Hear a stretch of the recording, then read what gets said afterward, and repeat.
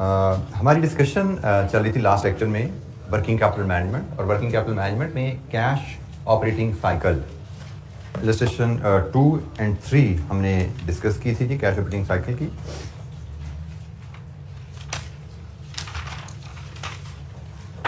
तो कोई issue cash operating cycle कैसे कैलकुलेट किया जाता है, कैश ऑपरेटिंग साइकिल को एनालाइज करना हमने बात की थी। हम कैश ऑपरेटिंग साइकिल अपनी कंपनी का उसको इंडस्ट्री से भी कंपेयर करके देख सकते हैं, हमारी कंपनी की परफॉर्मेंस डिफरेंट एरियाज में कैसी है, और हम अपने कैश ऑपरेटिंग साइकिल को पिछले सालों से, अपनी कंपनी के ही पिछले सालों की वैल्यू से कंपेयर करके भी देख सकते हैं कि हमारी कंपनी की परफॉर्मेंस कैसे जा रही है। जैसे हमने कंपैरिजन करें अगर हम रिसीवेबल डेज का, हमने रिसीवेबल डेज अपने कंपैरिजन किया इंडस्ट्री के साथ, तो हमें लगा हमारे रिसीवेबल डेज ज़्यादा है।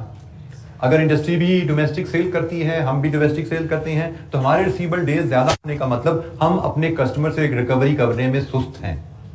इसका मतलब हमें अपनी रिकवरी कलेक्शन प्रोसेस को एक्सपेडाइट करने की जरूरत है, इंप्रूव करने की जरूरत है।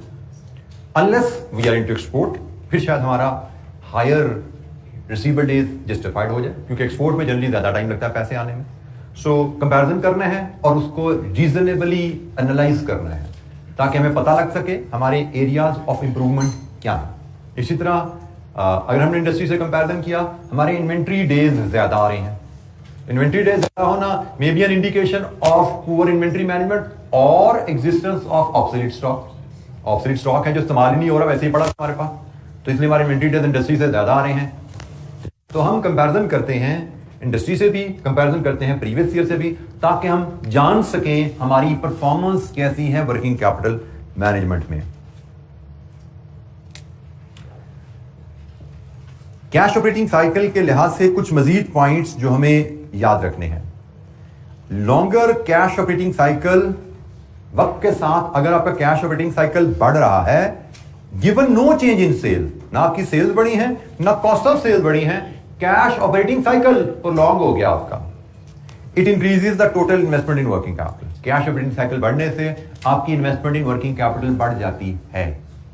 आपकी सेल्स भी नहीं बढ़ी, आपकी कॉस्ट ऑफ सेल्स भी नहीं बढ़ी, लेकिन सिर्फ आपकी कैश ऑपरेटिंग साइकिल की लेंथ बढ़ने की वजह से आपकी इन्वेस्टमेंट इन वर्किंग कैपिटल बढ़ जाएगी, which is not good for the company by the way. कि सेल्स नहीं बढ़ी मतलब प्रॉफिट नहीं बढ़े, आपके प्रॉफिट बढ़े नहीं आपके और आपने कारोबार में इन्वेस्टमेंट बढ़ा दी है।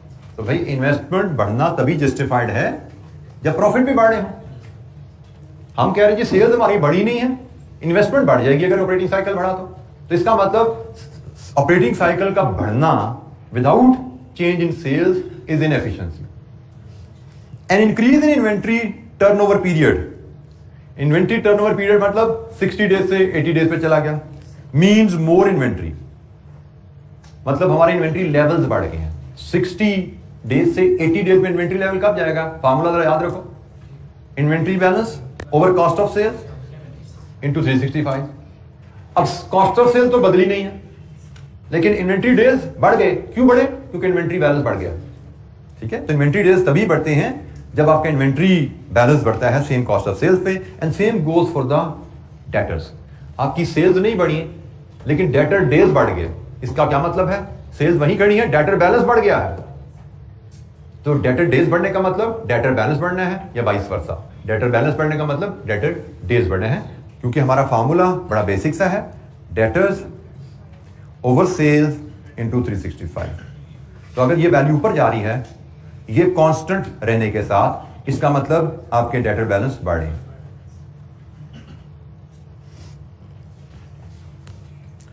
Increase in working capital reduces operational cash flows in the period. जब वर्किंग कैपिटल रिक्वायरमेंट आपकी बढ़ जाती है तो ऑपरेशनल कैश फ्लोज, आपको डे टू डे खर्चे पे करने के जो पैसा चाहिए वो लेसर अवेलेबल हो जाता है। आपके पैसे डेटर्स में फंस गए जाके, आपके पैसे इन्वेंट्री में फंसे हुए हैं, स्टॉक में गोदाउन में पड़े हुए हैं, और आपने बिजली का बिल पे करना है। डेटर से पैसे ही नहीं आए अभी, आपकी सैलरीज ड्यू हो गई हैं, आपकी इन्वेंट्री बिकी नहीं है अभी, आपके बैंक के लोन की किस्त ड्यू हो गई है। दिस इज कॉल्ड कि भाई ऑपरेशनल कैश फ्लोज की कमी होगी।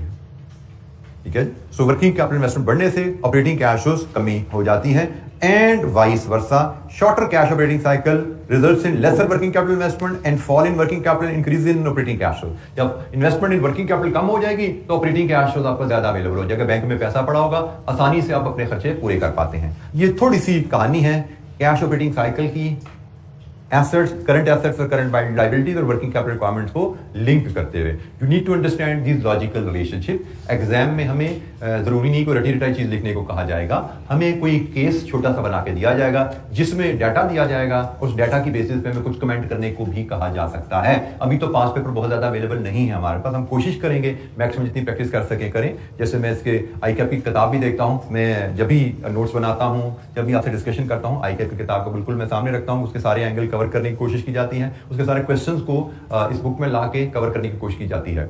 क्योंकि आईकैप की बुक इज द की।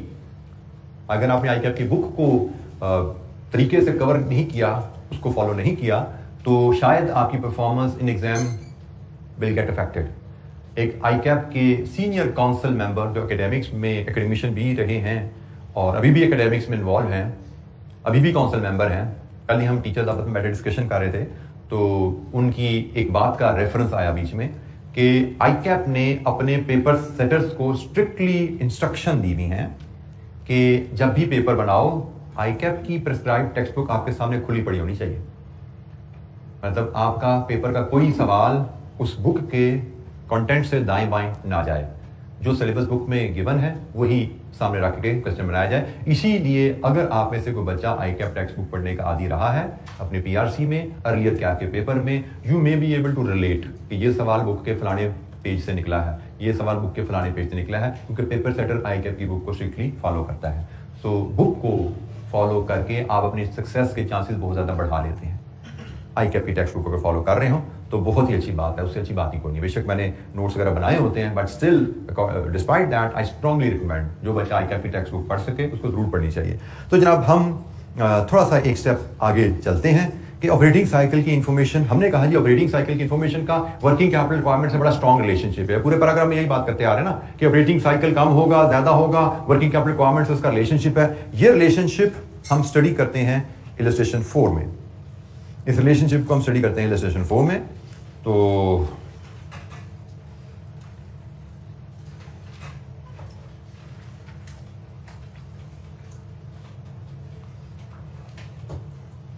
ये इलस्ट्रेशन 4 आ गई हमारे सामने। रिक्वायरमेंट क्या है? Calculate the working capital requirement of ABC for the next year. ABC को अगले साल कितना वर्किंग कैपिटल चाहिए? वर्किंग कैपिटल क्या होता है जी by equation? Current asset minus current liabilities. अगले साल current asset minus current liabilities क्या होगा ये हमें एस्टिमेट करना है। तो ABC limited has the following expectation for the next year. अगले साल की एक्सपेक्टेशन है जी, हमारी सेल्स होगी 100 मिलियन की, हमारी कॉस्ट ऑफ सेल्स होगी 60 मिलियन की, हमारे अदर कॉस्ट होंगी 15 मिलियन की। ये अगले साल की एक्सपेक्टेशंस हैं और अगले साल हम मुनाफा कमाएंगे 25 मिलियन का। तो following working capital ratios are expected to apply. हमारा टारगेट है कि अगले साल इन्वेंट्री डेज हमारे होंगे 30, रिसीवेबल डेज होंगे 60, पेबल डेज होंगे 40 और साल में है 360 दिन।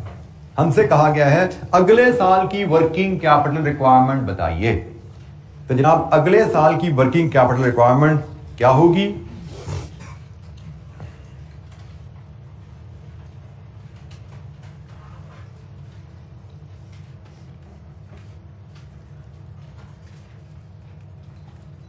अगले साल की वर्किंग कैपिटल रिक्वायरमेंट होगी current assets less current liabilities.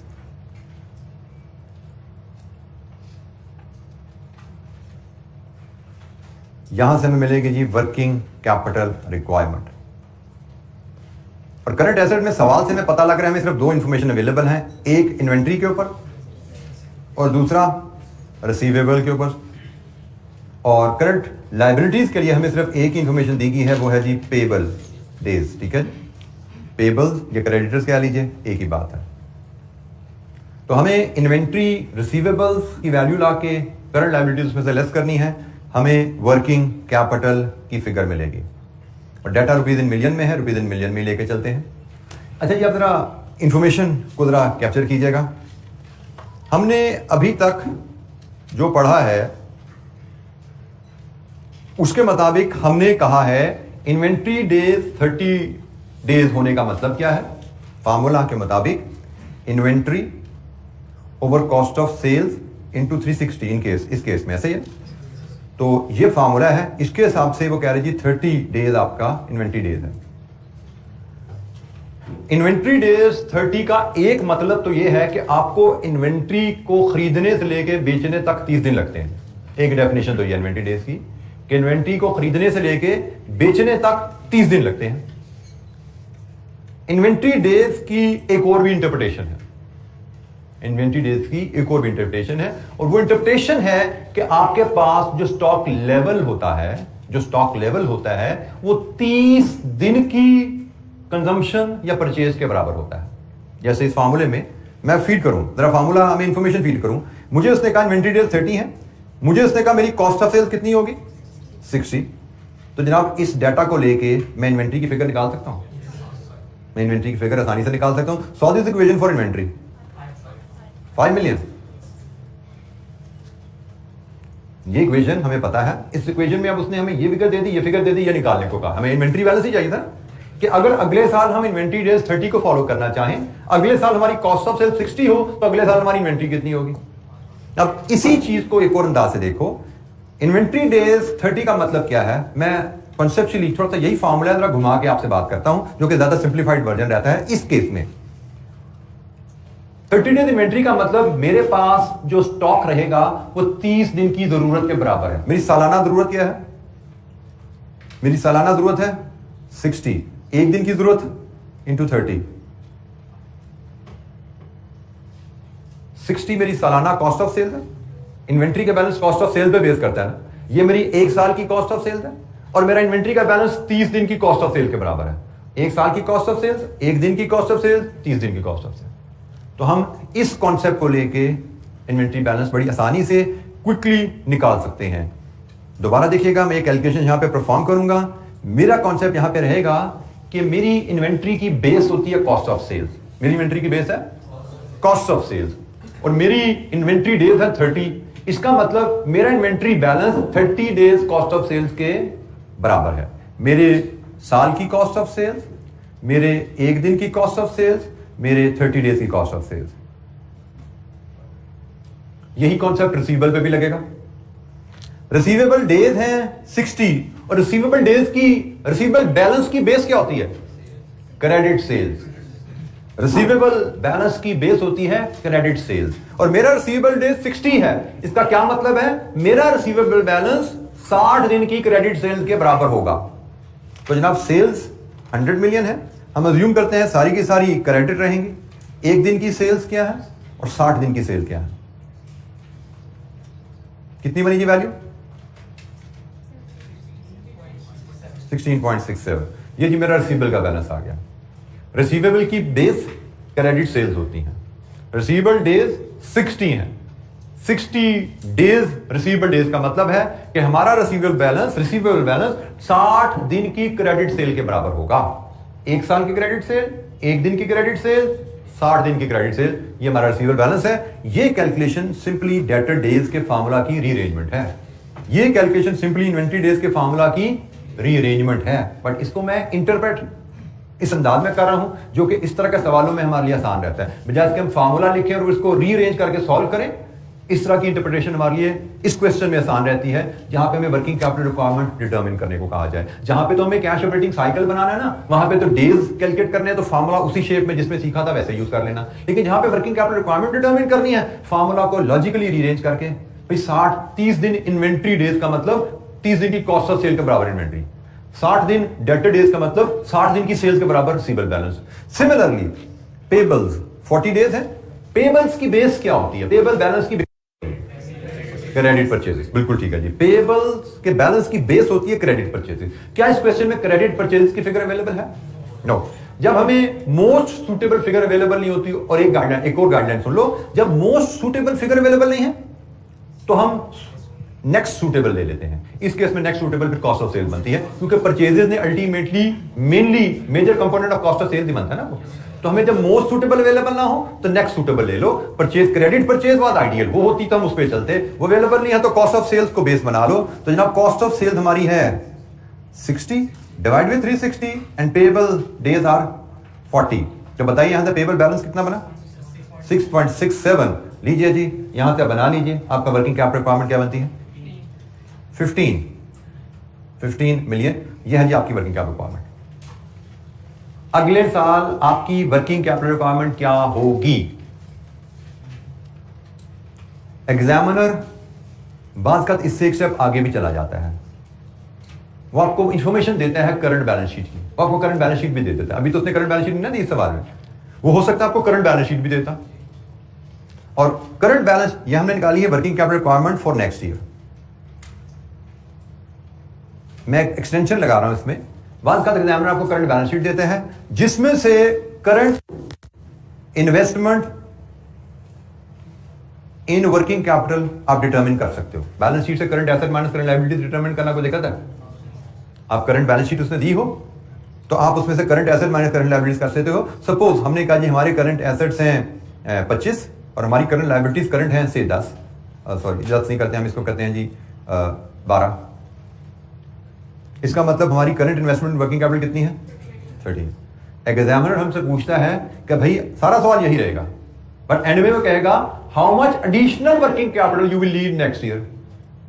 How much additional working capital you will need next year. तो एडिशनल कितना चाहिए?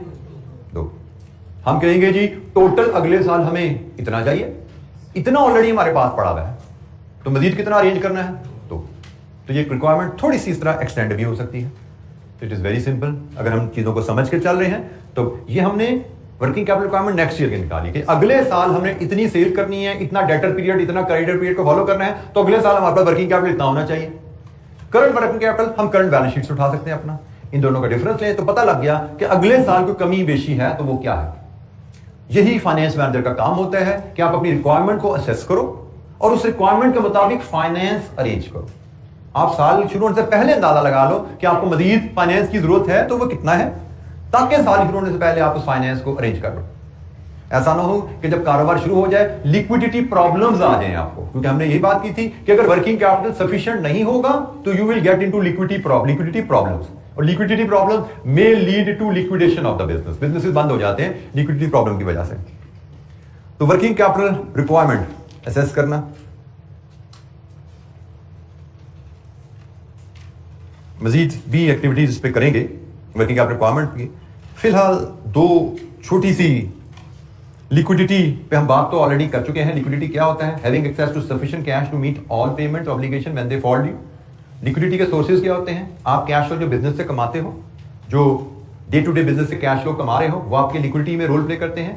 आपने पिछले साल के मुनाफे में से कुछ कैश रिजर्व रखा हुआ है कि कारोबार में ऊंच नीच आए, कुछ लिक्विड एसेट रखे हुए हैं, ये भी लिक्विडिटी में रोल प्ले करता है। इसके अलावा अगर आपने कमिटेड बोरिंग फैसिलिटी पे एक्सेस रखी हुई है, मतलब बैंक से अप्रूवल लेकर रखी हुई है, से ओवरड्राफ्ट लाइन की, कि कभी हमें जरूरत पड़ेगी इमरजेंसी में तो हमें पैसा लेने की इजाजत दी जाए उधार, ये भी आपकी लिक्विडिटी में रोल प्ले करती है। लिक्विडिटी से मुराद क्या है कि जब पेमेंट का वक्त आए you should have access to funds. अगर वो फंड को एक्सेस आपको अर्निंग जो कर रहे हो वहां से पैसे मिल जाते हैं, आपने पिछले सालों के मुनाफे बचा के रखे हुए हैं उसको यूज कर सकते हो, और आपने बैंक से लोन की फैसिलिटी लेकर रखी हुई है कि मुझे कभी जरूरत पड़े इमरजेंसी में तो मुझे पैसा दे दीजिएगा। ऐसा ना हो कि मुझसे मेरा कोई क्रेडिटर पैसा मांगने आए और मेरे पास पैसा ना हो, दैट इज इनलिक्विड। तो आप लिक्विडिटी के 3 सोर्सेज हैं जहां से अपनी लिक्विडिटी को आप मैनेज करते हो। जी बेटा, जी बिल्कुल कॉस्ट होती है। लिक्विडिटी है द कॉस्ट, वो तो हम पहले ही बात कर चुके हैं। जी बिल्कुल कॉस्ट होगी बेटा, कमिटमेंट की भी कॉस्ट होती है, फाइनेंस की 2 कॉस्ट होती है। अगर आपको याद हो, हमने कॉस्ट ऑफ फाइनेंस पढ़ लिया ना। हमने कहा था एक फाइनेंस की कॉस्ट होती है कॉस्ट ऑफ अरेंजिंग फाइनेंस, और दूसरी कॉस्ट होती है कॉस्ट ऑफ यूजिंग फाइनेंस। तो कमिटमेंट मतलब कॉस्ट ऑफ अरेंजिंग फाइनेंस, ये तो आपको पे करनी पड़ेगी, ये कॉस्ट पे करके आपको कमिटमेंट मिलेगी, उसके बाद यूज करोगे तो फिर उसकी कॉस्ट अलग से देनी पड़ेगी। जी एनी अदर क्वेश्चन, कोई और सवाल? अच्छा जी, हमारे पास 2 और रेशियोज हैं जिनका यूज हमें लिक्विडिटी की अंडरस्टैंडिंग में हेल्प करता है, करंट रेशियो और क्विक रेशियो। इन रेशियो से आप फेमिलियर हैं। करंट रेशियो का formula current assets over current liabilities है, क्विक रेशियो का formula current assets excluding inventory over current liabilities है। क्विक रेशियो ज्यूम करती है कि भाई तमाम current assets with in 12 months आपके इन कैश हो जाते हैं इन्वेंट्री के अलावा। इन्वेंट्री को बात कर बेशक हमने करंट एसेट्स में डाला होता है, लेकिन बात का उनको बेच के कैश में कन्वर्ट करना, it may take over 1 year, it may take. और स्पेशली जब आप बिजनेस बंद कर रहे हो, जब आप अपनी लाइबिलिटीज पे ऑफ करने जा रहे हो, तो आपका सामान बिकने में दिक्कत होती है, सो रियलाइज करने में पैसा प्रॉब्लम हो सकती है। So current ratio, quick ratio दोनों से आप फेमिलियर हैं, इनकी कैलकुलेशन आपके लिए कोई चैलेंज नहीं है। ये दोनों हमारे लिक्विडिटी के मेजर्स हैं, इन दोनों को हम लिक्विडिटी रेशियोज कहते हैं। ये क्विक रेशियो भी कहलाती है, ये इसका एक और नाम भी है एसिड टेस्ट रेशियो, ठीक है। सो ये दोनों रेशियोज के फार्मूला से आप फेमिलियर हैं। ये दोनों रेशियो लिक्विडिटी का मेजर हैं और एक जनरल गाइडलाइन के तौर पे करंट रेशियो का स्टैंडर्ड 2:1 है और क्विक रेशियो का स्टैंडर्ड 1:1। ये जनरल गाइडलाइन है, ये भी ध्यान रखिएगा, ये कोई हार्ड एंड फास्ट रूल नहीं होता। आपकी गाइडलाइन स्पेसिफिक आपके बिजनेस की इंडस्ट्री से अलाइन होकर बनती है। आपने देखना है कि मेरी करंट रेशियो ठीक है या नहीं, तो अपने इंडस्ट्री से कंपैरिजन कर लो। आपने देखना है मेरी क्विक रेशियो ठीक है या नहीं, इंडस्ट्री से कंपैरिजन कर लो। लेकिन इन the absence of any other comparative data, these can be considered standards कि भाई 2:1, 1:1 एक जनरली एक्सेप्टेबल स्टैंडर्ड है, लेकिन स्पेसिफिक स्टैंडर्ड जानना है अपने बिजनेस का तो इंडस्ट्री से डाटा उठाओ। इंडस्ट्री में देखो क्या रेशियो चल रही है आपके बिजनेस की। अच्छा, ये इलस्ट्रेशन 5 हम देखते हैं, वो भी थोड़ी सी हमारी रिवीजन है इन्हीं फार्मूलाज को लेके जो डिस्कशन हमारी हुई है।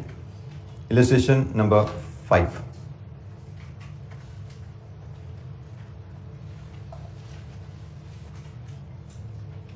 ये इलस्ट्रेशन 5 का डाटा है, इसमें रिक्वायरमेंट है what are the current and quick ratios. Current और क्विक रेशियो कैलकुलेट करनी है। Let's read the data.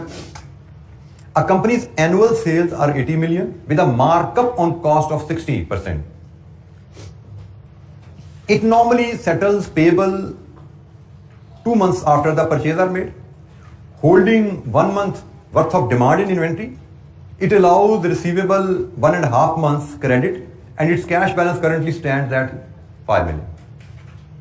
हमसे कहा गया करंट और क्विक रेशियो बताओ।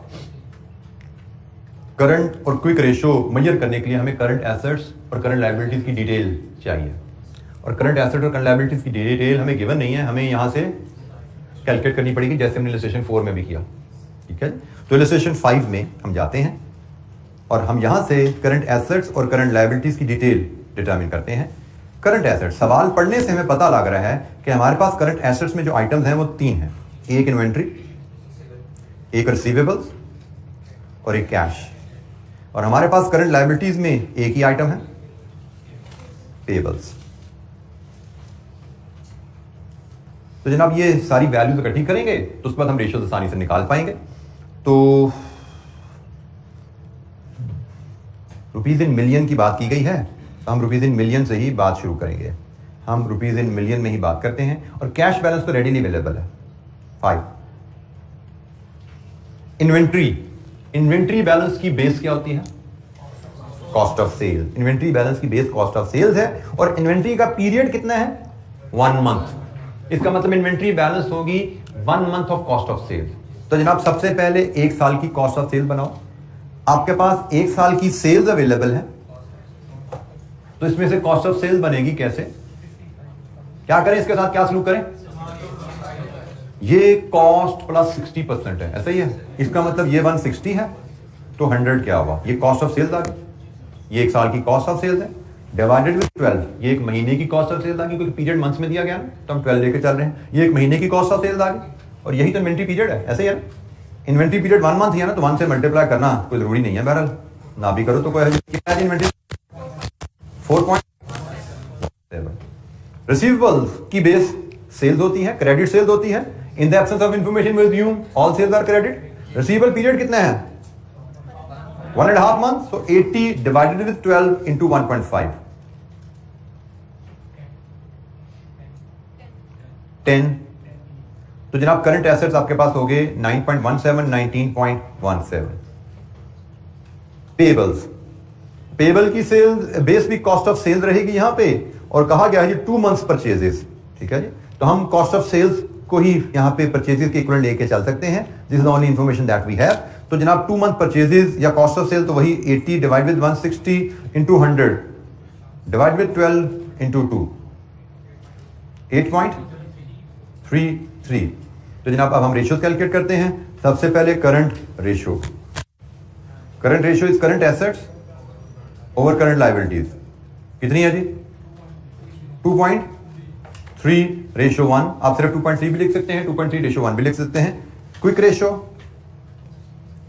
Current assets minus inventory 4.17 over current liabilities जी 1.80:1। सिर्फ 1.80 लिखते हैं या 1.80:1 लिखते हैं, दोनों तरह से एक्सेप्टेबल है। लीजिए जी, ये करंट और क्विक रेशो की कहानी भी हो गई जी। एनी क्वेश्चन, कोई सवाल?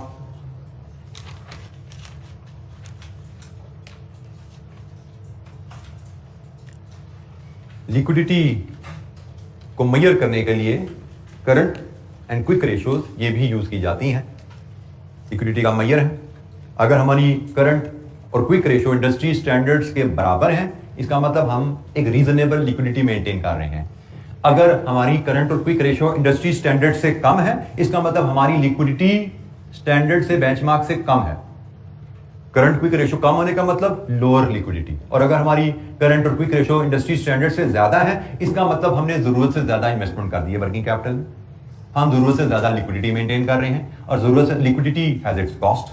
तो अगर आप जरूरत से ज्यादा लिक्विडिटी रख रहे हैं, तो हमने बात की थी लिक्विडिटी बढ़ाओगे तो प्रॉफिटेबिलिटी डाउन हो जाएगी। हमें लिक्विडिटी और प्रॉफिटेबिलिटी का बैलेंस रखना है जी। कोई सवाल? अच्छा, ये एक लास्ट रेशियो, बेसिक्स रेशियो है, sales revenue over net working capital. Very simple ratio, sales revenue PnL की फिगर है, net working capital current asset minus current liabilities है। लेट्स अज्यूम आपने 2 सालों का डाटा लिया, 2021 का और 2022 का। यहां पे आपकी फिगर थी से 100 revenue over 20 working capital. Answer आ रहा है आपका 5। 2022 में हुआ 100 ही रेवेन्यू है और आपकी लिक्विडिटी चली गई है से 15 पे। आंसर क्या आया? वर्किंग कैपिटल 15 पे, आंसर क्या आया? 6.67। अच्छा जी, ये रेशियो है sales over working capital. Sales over working capital की रेशियो हम अगर देखें, यहां से 2021 से 22 तक रेशियो बढ़ गई है। रेशियो का बढ़ना हमें क्या बता रहा है? हम सिंपली वैल्यूज को कंपेयर करके देख सकते हैं। रेशियो का बढ़ना हमें बता रहा है कि हमारी लिक्विडिटी ड्रॉप हुई है। सेल्स वहीं की वहीं खड़ी है, लेकिन वर्किंग कैपिटल हमारा कम हो गया है। हमने बेसिक कॉन्सेप्ट एक सीखा हुआ है कि हमारी इन्वेस्टमेंट इन वर्किंग कैपिटल का ताल्लुक हमारा लेवल ऑफ एक्टिविटी से। ये बात हमने शुरू में पहले लेक्चर में बात की थी कि हमें अपनी एसेट्स में कितनी इन्वेस्टमेंट की जरूरत पड़ेगी, ये डिपेंड करेगा हमारी सेल्स कितनी है। हमारी सेल्स ज्यादा है, we will need more money to finance debtors. हमारी सेल्स ज्यादा है, we need more inventory to support production. अब यहां पे हम देख रहे हैं सेल्स तो वहीं की वहीं खड़ी हैं, लेकिन 2021 से 22 तक आते आते इन्वेस्टमेंट कम हो गई है। इसका मतलब हमारी लिक्विडिटी ड्रॉप हुई है। So sales over working capital ratio भी आपको लिक्विडिटी पे इंफॉर्मेशन देती है। तो लिक्विडिटी को देखना। अच्छा, ये ध्यान में रखना है, रेशियो कभी भी स्टैंड अलोन कुछ नहीं बता रही है। 5 इटसेल्फ क्या बता रही है? कुछ नहीं। रेशियो हमेशा कंपैरिजन में इंफॉर्मेशन देती है। कंपैरिजन पिछले साल से कर लो, कंपैरिजन इंडस्ट्री स्टैंडर्ड से कर लो। कंपैरिजन के बगैर रेशियो की वैल्यू यूजलेस है आपके लिए। तो यहां पे हम कंपैरिजन करते हैं पिछले साल से, तो पता लगा कि हमारी लिक्विडिटी ड्रॉप हुई है। इस रेशियो के बढ़ने का मतलब लिक्विडिटी का ड्रॉप होना है, एंड वाइस वर्सा। ये रेशियो अगर गिर रही है, इसका मतलब लिक्विडिटी बढ़ रही है, वो भी अच्छी बात नहीं है। लिक्विडिटी बढ़ना भी अच्छी बात नहीं है, लिक्विडिटी गिरना भी अच्छी बात नहीं है। लिक्विडिटी को एक ऑप्टिमल लेवल पे मेंटेन करना इज द टारगेट। ठीक हो गया? वो ऑप्टिमल लेवल हम कहां से ले सकते हैं? Industry standard. इंडस्ट्री स्टैंडर्ड में tell us what is an optimal sales over working capital ratio. यहां से तो हमें नजर आ रहा है हमारी वर्किंग कैपिटल, हमारी लिक्विडिटी ड्रॉप हुई है, लेकिन स्टिल हम ये नहीं कह सकते ये बुरा है, unless we know what is the industry standard. हो सकता है इंडस्ट्री स्टैंडर्ड यही हो, 6.7 हो। हम ये तो कह सकते हैं कि हमारी लिक्विडिटी पिछले साल के मुकाबले में कम हुई है, लेकिन इंडस्ट्री स्टैंडर्ड 6.7 के लिहाज से तो बिल्कुल ठीक है, डेंजरस नहीं है बात। ठीक है, तो आपको इंफॉर्मेशन को कंपैरिजन में कमेंट करना है। हमें इंफॉर्मेशन रेशियोज आ सकती हैं लिक्विडिटी की, और उन पे कमेंट करने को कहा जा सकता है। तो कमेंट हम कंपैरिजन के हिसाब से बताते हैं कि यहां से यहां कंपैरिजन बता रहा है कंपनी की लिक्विडिटी कम हुई है, लेकिन क्या ये डेंजरस है या नहीं, इसके लिए हमें इंडस्ट्री स्टैंडर्ड की इंफॉर्मेशन चाहिए। उसके बगैर हम ये नहीं बता सकते ये डेंजरस है या नहीं। ये नजर आ रहा है कि लिक्विडिटी कम हुई है। अब ये अच्छी बात है बुरी बात है, जब तक हमें इंडस्ट्री स्टैंडर्ड नहीं पता हम कमेंट नहीं कर सकते। ये एग्जामिनेशन में लिखने वाला आंसर है इस केस का। लिक्विडिटी कम हुई है, लेकिन based on this information we can not comment is it good or bad unless we have industry comparison available. जी एनी क्वेश्चन, कोई सवाल? अच्छा जी, एक क्योंकि सवाल इसमें थोड़े मैं बाद में दोबारा रिव्यू कर रहा था, मुझे लगा कुछ सवाल हमारे पास कम है प्रैक्टिस के लिए इस एरिया में, आईटेप की बुक में भी नहीं अवेलेबल था, तो फिर मैंने कुछ इन्फॉर्मेशन अरेंज की, कुछ डाटा अरेंज किया ताकि हम डिस्कशन को मज़ीद आगे लेके जा सकें। तो ये एक छोटा सा हैंडआउट है जो मैं आपसे शेयर करने जा रहा हूँ। इलस्ट्रेशन 6 है जी, ये मैं हैंडआउट आपसे अभी ग्रुप में शेयर कर लेता हूँ।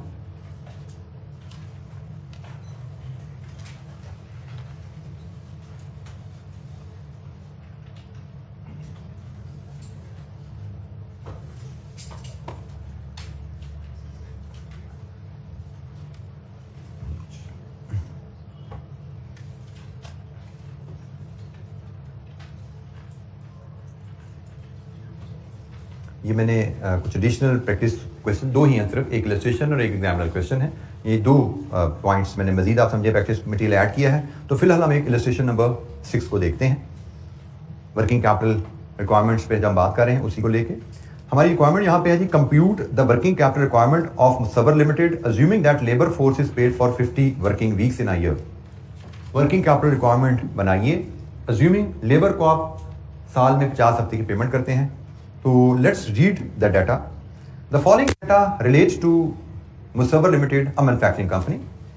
Sales revenue for the year 1.5 million. Costs as percentage of sales: direct material, direct labor, variable overhead, fixed overhead, selling and distribution expenses. ये cost as a percentage of sales. Average statistics relating to working capital are as follows. Receivable takes 2.5 months to pay. Raw material or inventory for 3 months. Work in process represents 2 months half produced goods. Finished goods represent 1 month's production. Credit is taken from. Credit सिर्फ material के supplier से नहीं लिया जा रहा, accrued wages भी होती है हमारे पास। वेरिएबल ओवरहेड, बिजली का बिल भी आता है, पे 20 दिन बाद, महीने बाद करना होता है। फिक्स्ड ओवरहेड, किराया भी हम 1 महीने बाद देते हैं। सेलिंग एंड डिस्ट्रीब्यूशन ओवरहेड भी हम 15 दिन बाद, हाफ मंथ बाद पे करते हैं। तो क्रेडिटर सिर्फ मटेरियल के नहीं है, क्रेडिटर एक्सपेंसेस के भी हैं। Work in process and finished goods are valued at a cost of material, labor and variable expenses. Inventory valuation करते हुए आप work in process और finished goods को वैल्यू करते हो material, labor and variable expenses. Material, labor and variable overheads. In 3 components को लेके आप work in process और finished goods को वैल्यू कर रहे हो। चलिए जनाब हम इस सवाल को पढ़ते हैं। हमें कहा गया है क्रेडिटर वर्किंग कैपिटल रिक्वायरमेंट बताइए। तो वर्किंग कैपिटल रिक्वायरमेंट तो होती है simple current assets minus current liability. अब इस सवाल को देखते हुए हम जो आइडेंटिफाई कर पा रहे हैं करंट एसेट्स और करंट लायबिलिटीज, तो जनाब करंट एसेट्स में रिसीवेबल है, रॉ मटेरियल है, वर्क इन प्रोसेस है, फिनिश गुड है, ये 4 करंट एसेट्स हैं। और करंट लायबिलिटीज में पेएबल्स हैं, मटेरियल के, लेबर के, वेरिएबल ओवरहेड के, फिक्स्ड ओवरहेड के, सेलिंग एक्सपेंसेस के, 5 लायबिलिटीज हैं। 4 current assets, 5 liabilities. Current assets minus current liabilities, हमारे पास वर्किंग कैपिटल आ जाएगा। तो जनाब हम इसके मुताबिक वर्किंग बनाना शुरू करते हैं। इलस्ट्रेशन नंबर 6 जिसका डाटा आपसे हैंडआउट में शेयर कर लिया गया है, व्हाट्सएप आपको आ चुका है। इलस्ट्रेशन नंबर 6 हमने कहा जी करंट एसेट्स में हमारे पास receivables, raw material, work in process and finish goods, ये हमारे पास करंट एसेट्स हैं। और करंट लायबिलिटीज हमारे पास हैं, बेटा बुक में नहीं है, मैंने क्या बोला, हैंडआउट ग्रुप में नहीं है, भेज दिया था, पहुंचना शुरू हो गया होगा, पहुंच गया अब शायद, ट्रांजिट में था अभी शायद। अच्छा जी, करंट एसेट्स, तो करंट लायबिलिटीज में जरा मुझे हेडिंग्स बोलो क्या क्या थी अभी हमने डिस्कस की। मटेरियल्स के क्रेडिटर्स हैं और labour, variable overhead, fixed overheads, selling and distribution overheads या सेलिंग एंड डिस्ट्रीब्यूशन एक्सपेंसेस। ये current assets minus current liabilities करेंगे तो यहां से हमें नेट वर्किंग कैपिटल रिक्वायरमेंट मिलेगा। अच्छा जी, अब रिसीवेबल की बेस सेल्स है, रॉ मटेरियल की बेस मटेरियल कॉस्ट है एंड सो ऑन, ठीक है। तो हम करते क्या हैं कि हम सबसे पहले जो उसने सेल्स और परसेंटेजेस दी हैं उनको लेके एक वर्किंग बना लेते हैं। हम एक छोटी सी वर्किंग बना लेते हैं जिसमें हम कहते हैं जी सेल्स तो हमें गिवन है 15 लाख की, इसको यूज करते हुए मटेरियल कॉस्ट कितनी है जी, मटेरियल कॉस्ट 30%, ये बनी जी 450,000, फिर इसके बाद लेबर है, लेबर कॉस्ट कितनी है जी 25%, कितनी बनी 375। इसके बाद नेक्स्ट कॉस्ट कौन सी है, वेरिएबल ओवरहेड, कितनी है जी 10%, ये बनी 1.5 लाख। फिर है जी आपकी फिक्स्ड ओवरहेड कितनी है 15%, ये बनी 2,25,000। फिर आपके पास है आखिरी item sales and distribution expenses 5%, ये बना 75,000। ये सारी बेसिस आपने एक साथ वर्कआउट कर ली हैं। अब इन बेसिस को लेके और गिवन पीरियड्स को लेके आप करंट एसेट्स और करंट लायबिलिटीज डिटरमिन करेंगे। सबसे पहले फिगर निकालनी है आपने कौन सी जी, रिसीवेबल की। रिसीवेबल की बेस क्या है 15 लाख सेल्स, और रिसीवेबल का पीरियड क्या है, रिसीवेबल का पीरियड क्या है 2.5 मंथ। 2.5 मंथ रिसीवेबल पीरियड का मतलब रिसीवेबल का बैलेंस 2.5 महीने की सेल्स के बराबर है। तो जनाब रिसीवेबल का बैलेंस 2.5 महीने की सेल के बराबर है। साल की सेल, 1 महीने की सेल, 2.5 महीने की सेल। तो जनाब रिसीवेबल का बैलेंस कितना है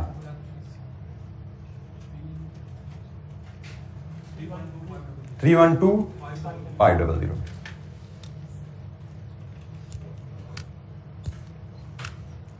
रॉ मटेरियल की इन्वेंट्री का बैलेंस, इसकी बेस होगी raw material consumption. Raw material के इन्वेंट्री बैलेंस की बेस है material cost, cost of material and material का इन्वेंट्री पीरियड। कितना है रॉ मटेरियल का इन्वेंट्री पीरियड 3 मंथ्स। तो जनाब ये है 1 साल की इन्वेंट्री कॉस्ट, ये बनी 1 महीने की इन्वेंट्री कॉस्ट। तो 3 महीने की इन्वेंट्री कॉस्ट के बराबर हमारी इन्वेंट्री रॉ मटेरियल की होगी जी 112,500। इन्वेंट्री पीरियड 3 मंथ का मतलब क्या है कि हमारे पास inventory in hand 3 month consumption के बराबर रहेगी। साल की कंजम्पशन 4,50,000 है, 1 महीने की कंजम्पशन 3 महीने की कंजम्पशन। वर्क इन प्रोसेस की इन्वेंट्री, नोट में बताया गया है वर्क इन प्रोसेस की वैल्यू डिपेंड करती है किन किन के ऊपर, material, labour and variable overhead. इनका सम कीजिए क्या आ रहा है। वर्क इन प्रोसेस की वैल्यू डिपेंड करती है सालाना प्रोडक्शन कॉस्ट के ऊपर। सालाना प्रोडक्शन कॉस्ट क्या है 975,000, ये हमारी सालाना प्रोडक्शन कॉस्ट है। तो वर्क इन प्रोसेस की value material, labour, variable overhead के ऊपर बेस करती है, वो 975 है। और वर्क इन प्रोसेस का पीरियड कितना है, वर्क इन प्रोसेस का inventory period 2 months half produced. Work in process fully produced goods नहीं है। अब जरा देखिएगा इसकी वर्किंग। हमने कहा जी वर्किंग प्रोसेस प्रोडक्शन कॉस्ट पे बेस करती है, और प्रोडक्शन कॉस्ट हमारी है 975,000 1 साल की। ये 1 साल की प्रोडक्शन कॉस्ट है, मतलब 1 साल में जो यूनिट्स बनाए उन पे खर्चा कितना आता है, डिवाइडेड विद 12 कर दो। 1 महीने में जो हम यूनिट्स बनाते हैं उन पे कितना खर्चा आता है, डिवाइडेड विद 2 कर दो। 2 महीने में जो यूनिट्स बनाते हैं उन पे कितना खर्चा आता है। वर्क इन प्रोसेस 2 महीने की प्रोडक्शन है लेकिन फुल यूनिट्स नहीं है, 50% प्रोड्यूस है, ये लिखा हुआ ना। ये 1 साल के फुल यूनिट्स की प्रोडक्शन कॉस्ट है, ये 1 महीने के फुल यूनिट्स की प्रोडक्शन कॉस्ट है, ये 2 महीने की फुल यूनिट्स की प्रोडक्शन कॉस्ट है, 2 महीने के हाफ प्रोडक्शन कॉस्ट, 2 महीने की प्रोडक्शन की हाफ कॉस्ट कितनी बनी 81,250। ये नहीं क्वेश्चन, कोई सवाल। Work in process material, labour, variable overhead पे वैल्यू की, work in process and finish goods they both, work in process and finish goods they both are valued material, labour and variable overheads. और उसने कहा work in process 2 महीने की half produce inventory होती है। तो ये पूरे साल की प्रोडक्शन, ये 1 महीने की प्रोडक्शन, ये 2 महीने की प्रोडक्शन, 2 महीने की प्रोडक्शन एट फुल कॉस्ट, 2 महीने की प्रोडक्शन एट हाफ कॉस्ट। जो उसने लिखा हमने उसी अंदाज में ये कैलकुलेशन परफॉर्म की। फिनिश गुड्स के बारे में क्या कहानी है, 1 मंथ प्रोडक्शन और फिनिश गुड्स फुल प्रोडक्शन होती है। तो जनाब फिनिश गुड्स की कहानी आपकी जो होगी 975 पे बेस करेंगे, divided with 12, that's it, into 1 करना, करो ना करो एक ही बात है। फिनिश गुड्स आपकी 1 मंथ फुल प्रोडक्शन है ना, तो जनाब साल की प्रोडक्शन डिवाइडेड विद 12, 1 मंथ की प्रोडक्शन। ये भी वैल्यू आ रही है शायद 81,250। लीजिए जी करंट एसेट्स हमारे कंप्लीट हुए, तमाम वैल्यूज को देख लीजिए, कोई चीज समझ नहीं आती पूछिए।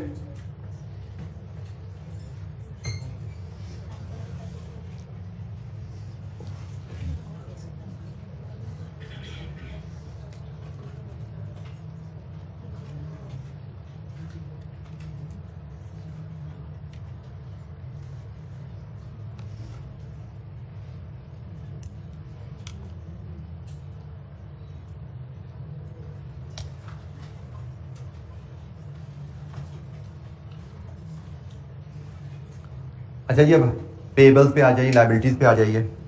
मटेरियल की पेबल डिपेंड करेंगे, मटेरियल कॉस्ट इस केस में बेस यही बनेगी, और पीरियड पे। पीरियड कितना जी पेबल्स का? 2 मंथ्स।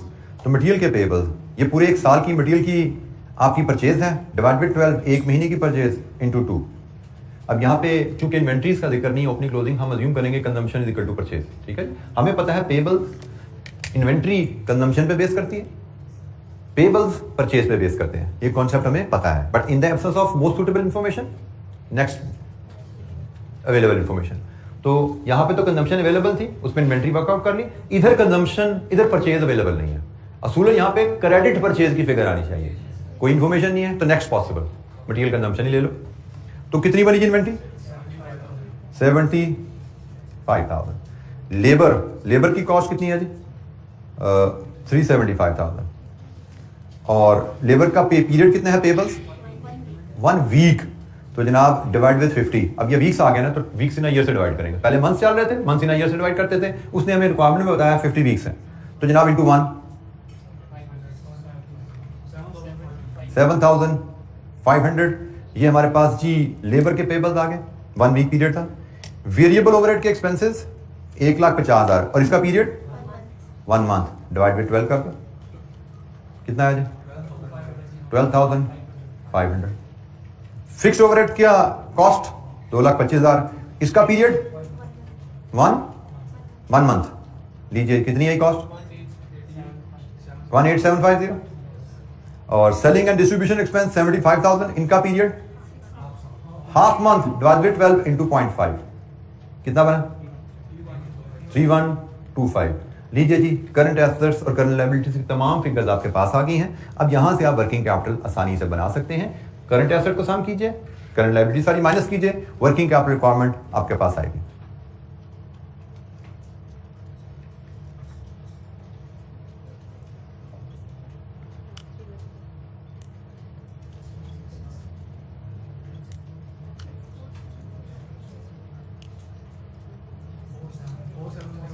फोर 70625। लीजिए जी, कोई सवाल, किसी कैलकुलेशन पे कोई दिक्कत है तो पूछिए। वर्किंग कैपिटल मैनेजमेंट काफ़ी वास्ट टॉपिक है। जब हम इसको पढ़ते थे सीए फाइनल के लेवल पे, ये हमने यहाँ पे सिर्फ इसका एक सेगमेंट हमने पढ़ा है। एक सेगमेंट वर्किंग कैपिटल मैनेजमेंट से रिलेटेड ऑलरेडी आप इन्वेंट्री मैनेजमेंट की हेडिंग में पढ़ चुके हो, क्योंकि वर्किंग कैपिटल में करंट एसेट्स और करंट लायबिलिटीज की बात होती है। तो एक सेगमेंट इन्वेंट्री मैनेजमेंट में आप पढ़ चुके हो, आज तो डिफरेंट हेडिंग में पढ़ लिया, बट वो भी वर्किंग कैपिटल मैनेजमेंट का ही टॉपिक का हिस्सा बनता है। एक सेगमेंट हमारे सिलेबस में यहाँ पे है, इसके अलावा भी बड़े अहम 1-2 सेगमेंट होते हैं जो हमारे सिलेबस का हिस्सा नहीं है। ठीक है, तो हमारी लर्निंग के लिहाज से वर्किंग कैपिटल पे डिस्कशन कंप्लीट हो चुकी है। प्रैक्टिस ही कर रहे थे, ये लेजिस्लेशन 6 जो हमने की है ये फर्दर प्रैक्टिस में की है। तो कल का दिन और मे भी शायद परसों का भी कुछ दिन हम मजीद प्रैक्टिस पे लगाएंगे, जिसके बाद हम नेक्स्ट चैप्टर जो है वो बजटिंग का उस पर मूव कर रहे होंगे। जैसे आप लोगों को अनाउंसमेंट तकरीबन हो गई भी है छुट्टियों की, ईद की भी माशाल्लाह चांद की खबर के हिसाब से कंफर्मेशन आ गई भी है, तो इसके हिसाब से नेक्स्ट वीक हमारी क्लासेस नहीं आ रही। नेक्स्ट वीक क्लासेस नहीं है, इसका मतलब हम ये वीक 2 क्लासेस लेंगे, फिर 1 वीक का हमारा बीच में ऑफ आ जाएगा, और फिर हम मिलेंगे जब, तो बजटिंग और रिस्क मैनेजमेंट 2 एरियाज हमारे रहते हैं। तो उसमें मेरी जो प्लानिंग होगी कि कुछ तो मैंने जाहिद साहब से रिक्वेस्ट की हुई है पहले से ही कि हमें टाइम चाहिए होगा, थ्योरी की निस्बत हमें यहाँ पे फाइनेंस ज़्यादा टाइम चाहिए, कुछ तो टाइम हम उनसे लेंगे। जैसे मेरे जहन में है कि जब हम 1 हफ्ते बाद आएंगे तो जल्दी हम एक पूरा वीक 6 क्लासेस हम प्लान करेंगे कि हम पूरे वीक की क्लासेस हम लेंगे। थ्योरी का सिलेबस की कवरेज का अंदाज थोड़ा सा डिफरेंट होता है, वहाँ पे चीज़ों को बेहतर अंदाज में कम टाइम में मैनेज किया जाता है। इधर चूंकि चीज़ें भी नहीं हैं और अभी पास पेपर भी अवेलेबल नहीं है, तो कुछ R&D के हिसाब से हमें काम थोड़ा ज़्यादा करना पड़ा। जैसे मैं कह रहा हूँ आई कैप ने क्वेश्चन यहाँ पे सिर्फ 2 या 3 लिस्टेशन दी हुई है, 2 क्वेश्चन दिए हैं, लेकिन मुझे लग रहा है कोई सफिशिएंट मटेरियल नहीं है, मैं आपसे ज़्यादा मटेरियल डिस्कस करना चाह रहा हूँ, इसलिए आया तो हम काम थोड़ा ज़्यादा कर रहे हैं। तो कुछ तो हम इस तरह मेकअप करेंगे उन छुट्टियों का, और फिर मे भी कुछ हम क्लास एक्स्ट्रा में भी 2-3 लेक्चर एक्स्ट्रा हम रिकॉर्ड कर लें, वो आपको मैं एक्स्ट्रा रिकॉर्ड करके यूट्यूब पे अवेलेबल कर दूंगा ताकि हम इसको कवर अप कर सकें टाइमली इंशाल्लाह। ठीक है, तो हम कोई बहुत ज़्यादा पीछे नहीं है, सिर्फ ईद की छुट्टियों का जो गैप आ रहा है कुछ इसको कवर करेंगे, और मैं भी 2-3 लेक्चर को अलग से मेकअप करके हम इंशाल्लाह टाइम पे इसको कवर कर पाएंगे। तो आज के लिए इतना ही, बाकी इंशाल्लाह कल हम इसके पास पेपर क्वेश्चन की प्रैक्टिस में मिलेंगे।